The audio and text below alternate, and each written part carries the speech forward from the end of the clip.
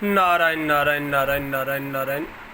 पराकृतन मद्बंधम परम ब्रह्म नराकृति सौंदर्य सार सर्वस्वं वंदे नंदात्मजं महे प्रपन्न पारिजाताय तोत्रवेत्रिक्पाणिय ज्ञान मुद्राय कृष्णाय गीतामृत दुहे नमः। वसुदेव सुतं देवं कंसी चाणूरमर्दनं देवकी परमानंदं कृष्णं वंदे जगद्गुरुं श्रीकृष्णं वंदे जगद्गुरुं। पंचविभूषितकरा नवनीरदाभात् पीताम्बरा दरुणबिम्बफलादरुष्टात् पुण्येन्दु सुन्दरमुखादरविन्दनेत्रात् कृष्णात् परं किमपि तत्त्वमहं न जाने। हरि ओम नमस्ते श्री परमात्मने नमो नमः। श्री गोविंदाय नमो नमः। श्री गुरुचरण कमलेभ्यो नमो नमः। महात्मेभ्यो नमो नमः। सर्वेभ्यो नमो नमः।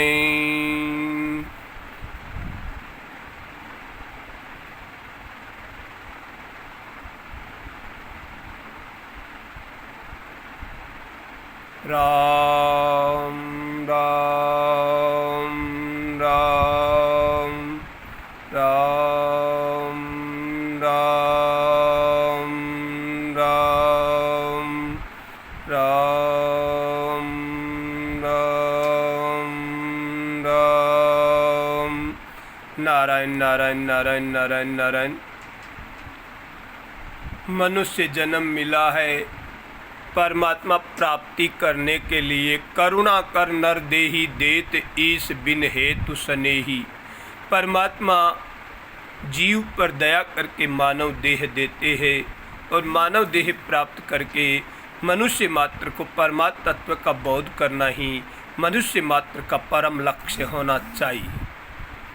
परमात्मा प्राप्ति बहुत सुगम और सरल है और संसार का सुख भोग प्राप्त करना बहुत कठिन और परिश्रम से है।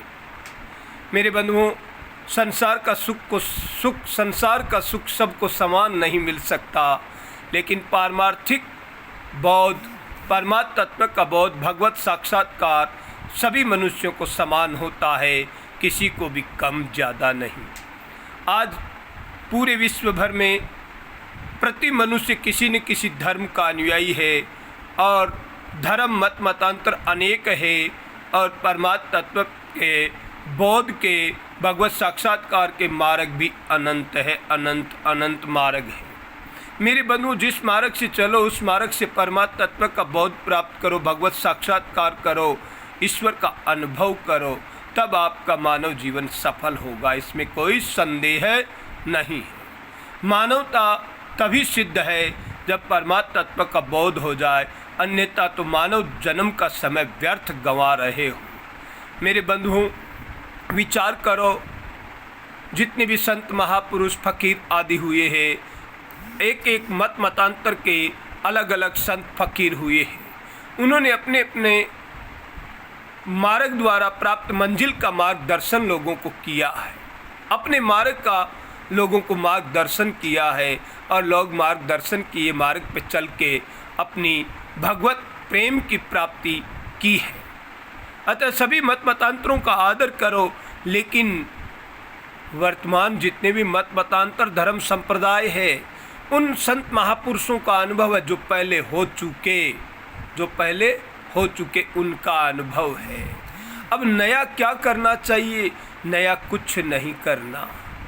नया उनकी बातों का पालन करके नया हमें कुछ करना है तो प्राणी मात्र के प्रति प्रेम जागृत करो, क्योंकि ये सब संत शास्त्र कहती है।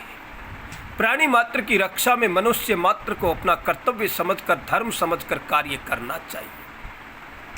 आज नया करने के लिए है तो क्या है? उन संत महापुरुषों की आज्ञा का पालन। आज 90% लोग दुनिया मात्र में आस्तिक है, लेकिन आस्तिक लोग भी नास्तिक से भी गए गुजरे हैं, क्योंकि 90% दुनिया मात्र के लोग यदि धर्म के पर श्रद्धा रखने वाले हो, मानवता पे श्रद्धा रखने वाले हो, प्राणी मात्र के प्रति प्रेम करने वाले हो, तो दुनिया मात्र एक दिन में बदल जाएगी। लेकिन उन 90% लोगों के कारण ही राग द्वेष का धंधा चल रहा है, क्योंकि राग द्वेष के कारण ही मेरा धर्म श्रेष्ठ, मेरा मत श्रेष्ठ। ये श्रेष्ठता जब तक अपने हृदय में है, तब तक हम दूसरे को अपने से ज़्यादा अच्छा समझने में असमर्थ हैं, ज़्यादा अच्छा समझने में असमर्थ है। अतः अपनी अच्छाई का चोला तो छोड़ो, अपनी अच्छाई का बखान तो छोड़ो, और दूसरों को आदर करना सीखो। दूसरों के मत का खंडन मंडन करना छोड़ो। अपने मत का मार्गदर्शन तो करो, लेकिन दूसरे के मतांतर का आदर भी करना सीखो। जब दूसरों के मत का आदर करोगे तो स्वयं मत का आदर दुनिया मात्र करेगी, इसमें कोई संदेह नहीं है। जब हम स्वयं का तो मंडन करेंगे, महिमा मंडन करेंगे, प्रशंसा करेंगे और पर की निंदा करेंगे, तो मेरे बंधुओं दोष स्वयं में है, दूसरों में नहीं। अतः अब नया क्या करना है? नया क्या करना है? हमें नया करना है, मानव मात्र को एक सूत्र में बांध दो, एक सूत्र में बांध दो। आज ऐसे संत महापुरुषों का अभाव है जो गांव गांव जाकर अपना ट्रस्ट संप्रदाय न चला के मानव मात्र को, गांव के एक एक व्यक्ति को संगठित कर दे। साधन संपन्न लोग 100% संगठित हो जाए और ऐसा है दीन दुखियों की मानव मात्र की रक्षा में अपने धन का सदुपयोग करें। आज गाँव में अभाव क्या है कि साप्ताहिक मिलन नहीं होता।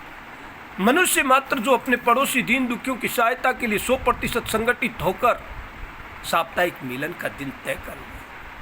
बच्चों से लेकर बुढ़े तक साप्ताहिक मिलन करेंगे तो संस्कार विसर्जित होंगे, संस्कार विसर्जित होंगे, मनुष्य मात्र में चरित्रवान बालक होंगे। ये मेरा अकाट्य सत्य है। चरित्रवान पीढ़ी चाहिए तो आज से दृढ़ संकल्प ले लो कि हम हमारे जन्म स्थान क्षेत्र विशेष के 100% बच्चे से लेकर बुढ़े तक साप्ताहिक मिलन करेंगे। मनुष्य मात्र हम साप्ताहिक मिलन करेंगे। साप्ताहिक मिलन में बच्चों से लेकर बुढ़े तक, माता बहनें भाई बंधु 100% आने चाहिए। ये किसी तरह का ट्रस्ट नहीं बनाना, किसी तरह का समाज नहीं बनाना, किसी तरह का नया धर्म नहीं बनाना है, लेकिन बनाना क्या है? मानवता को मानवता से जोड़ने का काम करना है। आज लोग बाहर के लोगों की मदद करते और पड़ोसी दीन दुखियों की कभी मदद नहीं करते, उनके विषय में विचार नहीं करते। आज दुनिया मात्र का यही मूल कारण है। दुनिया में कलह का, विवाद का, राग द्वेष का कारण क्या है कि हम अपने आप को श्रेष्ठ समझते हैं और दूसरों को निकृष्ट समझते हैं। दूसरे के धर्म की निंदा करते हैं, अपने धर्म का मान बढ़ाई करते हैं। ये हमारी बड़ा भारी दोष है, स्वदोष है। स्वधर्म का पालन करो, लेकिन पर धर्म की निंदा मत करो, निंदा मत करो। अपने आस पड़ोस के 100% मनुष्य मात्र को साप्ताहिक मिलन के लिए तैयार होना चाहिए। यह में नया एक कुछ नया क्या होगा? संत शास्त्रों की बातों की आज्ञा का पालन नया करना है। आज तक हमने सत्शास्त्र पढ़े हैं, संतों की बातें सुनी है, लेकिन उन बातों पर अमल नहीं करते। संत महापुरुष कहते दान करो, पुण्य करो, लोगों की सहायता करो, सेवा करो। तो ये सेवा करने के लिए हम 90% आस्तिक लोग हैं दुनिया मात्र में। हर गांव विशेष में, कस्बा विशेष में, शहर विशेष में आप जाकर पता कर लो, 90% लोग धर्म के ऊपर श्रद्धा रखने वाले हैं। जब 90% लोग धर्म पे श्रद्धा रखते तो आपके पड़ोसी 100% साप्ताहिक मिलन का दिन तय कर लो। निश्चित समय पर साप्ताहिक मिलन करो और साप्ताहिक मिलन में यही प्रचार प्रसार करो कि साधन संपन्न लोग अपने पड़ोसी असहाय दीन दुखियों की सहायता में अपने धन का सदुपयोग करें।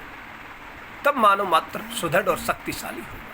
जिस दिन प्रति मनुष्य अपने पड़ोसी दीन दुखियों की सहायता में अपने धन का सदुपयोग करना शुरू कर दिया, समझो उसका जीवन तो धन्य हो गया, उसका जीवन तो धन्य हो गया, वो अजर अमर हो गया। जो जगत में लोक हित को जानते, स्वार्थ तज परमार्थ को पहचानते हैं, वे भी अमर शहीद कहलाते, दिव्य लोकों में भी पहचाने जाते। ये मेरा काट्य सत्य है। दिव्य लोकों में भी उनकी अलग पहचान होती है। अतः प्राणी मात्र की रक्षा के लिए प्राणी मात्र को अपना संकल्प लेना चाहिए।